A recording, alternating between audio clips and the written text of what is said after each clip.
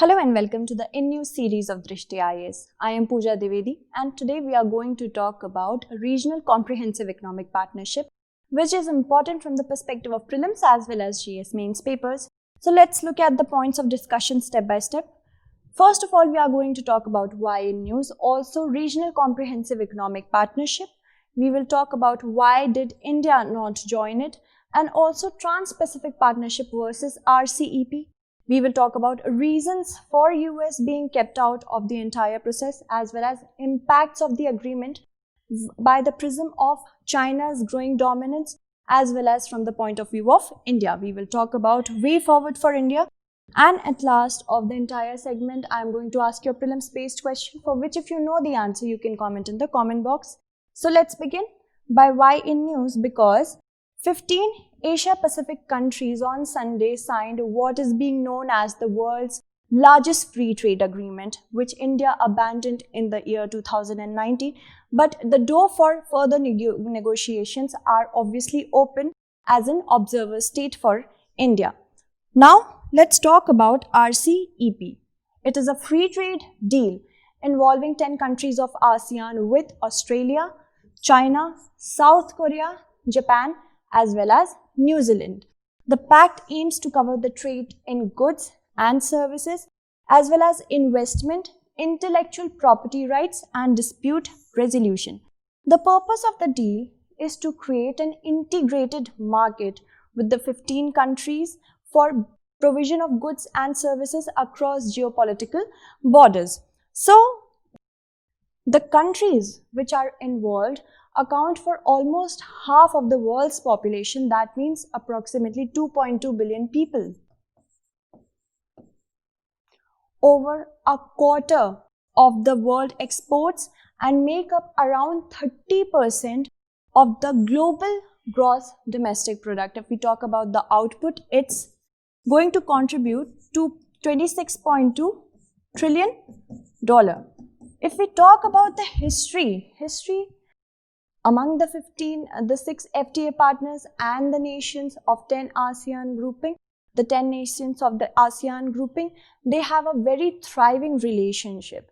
So, in order to provide better integration, the Association of Southeast Asian Nations have already pacts with free trade agreements or pacts with 6 countries, namely the People's Republic of China, the Republic of Korea, Japan, India, Australia as well as New Zealand. To broaden and deepen the engagement further and provide a regional integration, these 615 plus India at that time established RCEP. Alright. The RCEP was built upon the existing ASEAN FTAs with the spirit to strengthen the economic integration as well as political integration. The RCEP negotiations were launched between the 10 ASEAN member states and the 6 ASEAN FTA partners during the 21st ASEAN Summit at Phnom Penh, Cambodia in November 2012.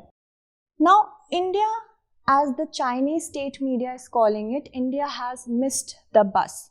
And if India would have joined it, then India could have gained 1.1% of the GDP by the year 2030. But India had certain reservations about this entire RCEP process. First was the widening of the trade deficit. India's trade deficit with ASEAN, Korea as well as Japan has widened after the signing of the FTAs. If we look at it, look at this graph with China, it is standing at $53 billion of trade deficit. Then comes ASEAN, then comes South Korea, then comes Australia, Japan and New Zealand. So India had this apprehension and mostly with China it had. Also, tariff elimination. Due to RCEP, tariff elimination could worsen trade deficits because the RCEP proposes that 92% of India's goods would be tariff-free over the next 15 years, and India would have to slash tariffs of 90%, of up to 90% of all goods. India's trade deficit with China, as we have already discussed, is at $53 billion. Further reduction would further increase and aggravate this problem, because China's garments have already made inroads into the Indian market under the South Asian Free Trade Pact, as well as duty-free, quota-free window from Bangladesh. Alright, so these are certain concerns. There is a sensitive list which is maintained by the RCEP members.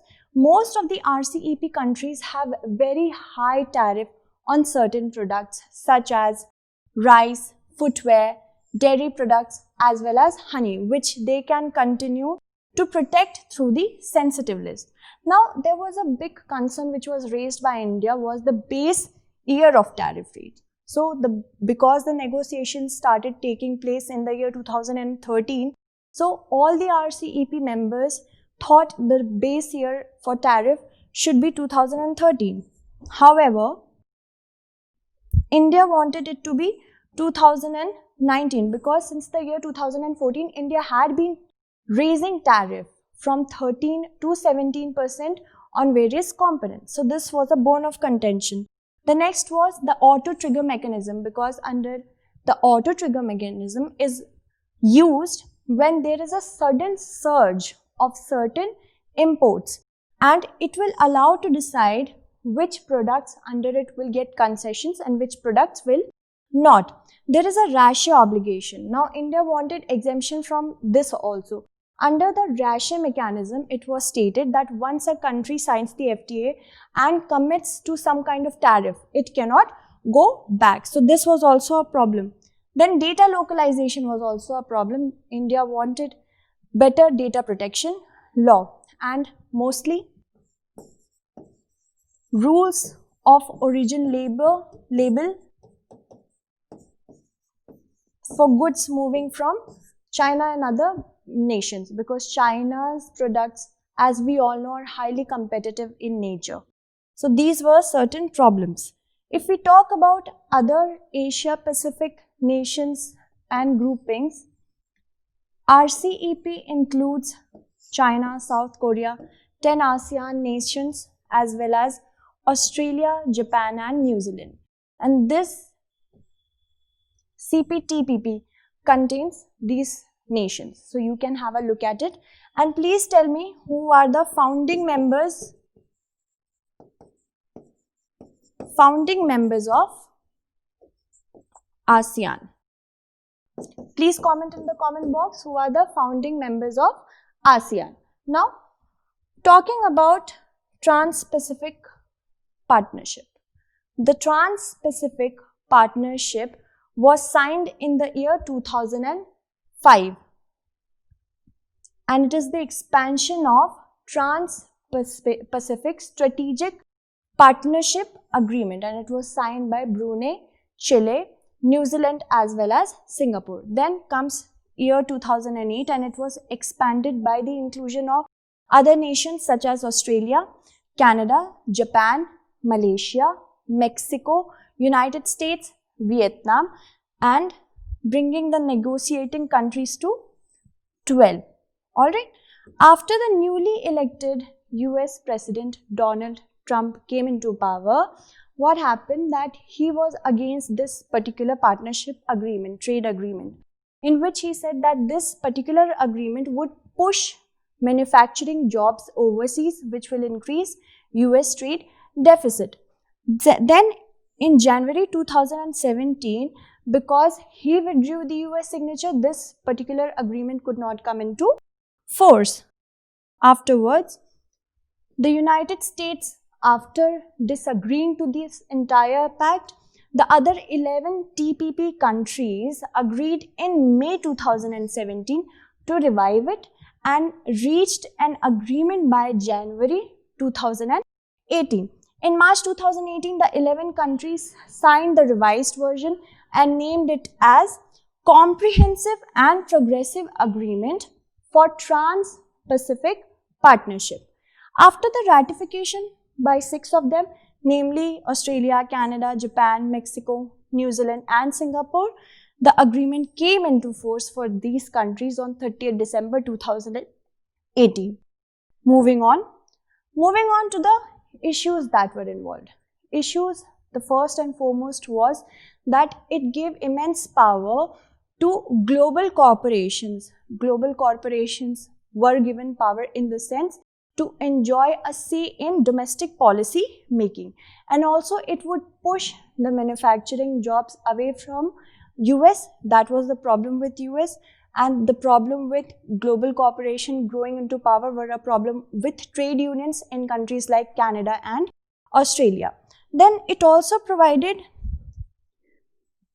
a provision in which generic companies were not to given any sort of say when it came to clinical trials. That means in the sense that the generic companies were not to rely on clinical tests in order to prove the efficacy of the drugs. Now the same problem is with RCEP as well, the intellectual property rights thing, which was a problem in the Trans-Pacific Partnership, was a problem with the RCEP because it also features some of the IP provision of TPP. That is a great concern for access to medicines globally, especially for key generic drug producing countries like India. Now India does have a problem with this also. Okay, so RCEP focuses heavily on tariff cuts and increasing market access, but it is seen very not as comprehensive as CPTPP. It also requires fewer political as well as economic concession, and RCEP's market size is nearly 5 times greater than that of the CPTPP. If we talk about the comparison. So why is US being kept out? Now the TPP came under fire. This trade agreement which we talked about came under fire by both Republicans as well as the Democrats in the US. Trump's aggressive unilateralism and protectionism, as it was being seen in China, as to contain China as well as impair China's right of development.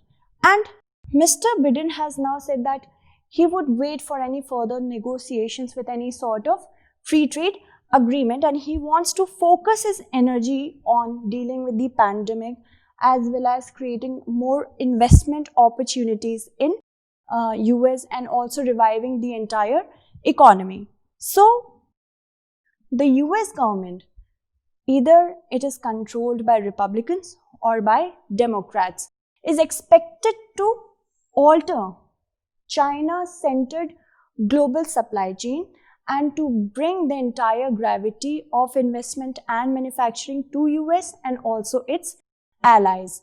To some trade experts, now this new agreement is being seen as that the world will no longer wait for America, and the European Union has also pursued trade negotiations very aggressively, and other countries signing new deals, American exporters may gradually lose ground. Now, America missing the bus shows that East Asia has already seen rise of a global power in that region. That means China. And it also shows that East Asia is very much open for business and recognizes the economic benefits of deeper trade integration and not protectionism and deglobalization. It reduces the perception that China is turning more inward by what was being known as dual circulation strategy, under which China intended to lessen its dependence on outside economic core powers and to produce and consume within one's own country, and it emphasizes its domestic market. It also signals that when it comes to economic policies, Asia-Pacific economics does not want to choose between either US or China, and that is true for strong allies of America such as South Korea and Japan as well. So, if we talk about China's growing dominance, although this was an ASEAN-led pact, but China, this pact covers more of the humanity, as we talked about, 2.2 billion people, than any previous regional trade agreement. And could this, if China grows under this pact, then it could show that China's image as the dominant economic power in this entire neighborhood. China had rebuffed or did not accede to India's demand, which showed that most of the regional players here are with China. And China filling in the leadership vacuum in the Asia Pacific region, especially at the time when the entire region as well as the entire world is trying to rebuild its COVID ravaged and lockdown ravaged economy, has shown that all the nations in this region depend on China and they see China as a reliable economic partner and not the US. From India's prism, India has already had free trade agreements and bilateral agreements with many of the members of RCEP right now. So nothing would have changed between India and 12 of the RCEP member countries. As we all know that India would have grown only 1.1% by 2030. So nothing would have changed, but still there are certain ramifications for it. Let's talk about them. Now, there is a problem with one argument that in case India signs RCEP, there will be a surge in the imports from China and the market will be flooded with Chinese manufactured goods. But there is a problem with this argument because any standard FTA nowadays has a safety valve. This means that any import surge that causes injury in the domestic market, in losses in output, profits and employment, it immediately allows triggering a temporary safeguard, a protection.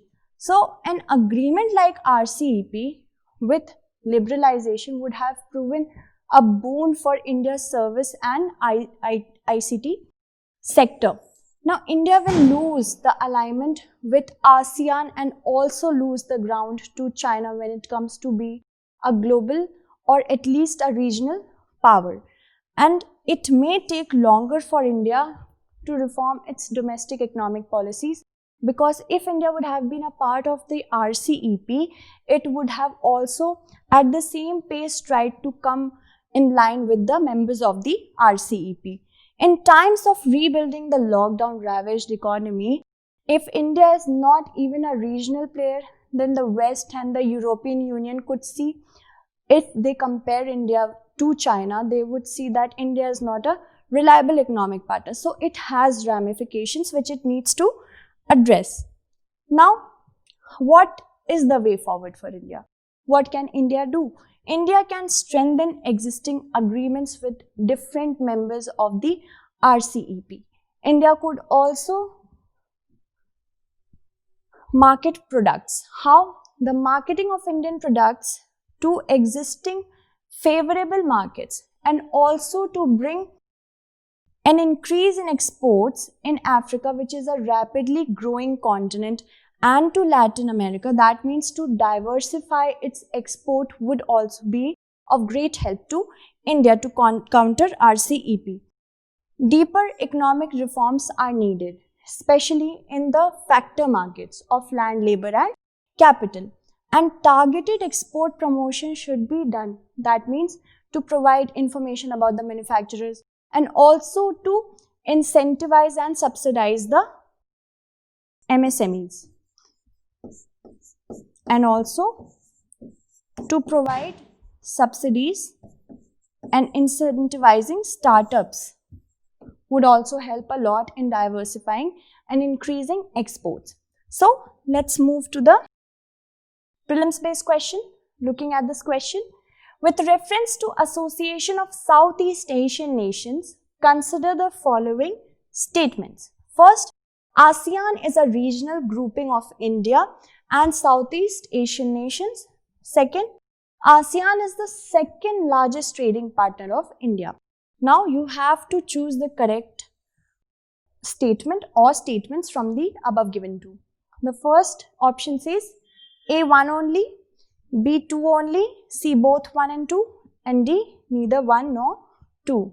So as we have covered all the dimensions of this particular segment, I hope you found this informative. I'm so sorry for the noise of the firecrackers. So I would like to say Happy Diwali to you and thank you so much for watching.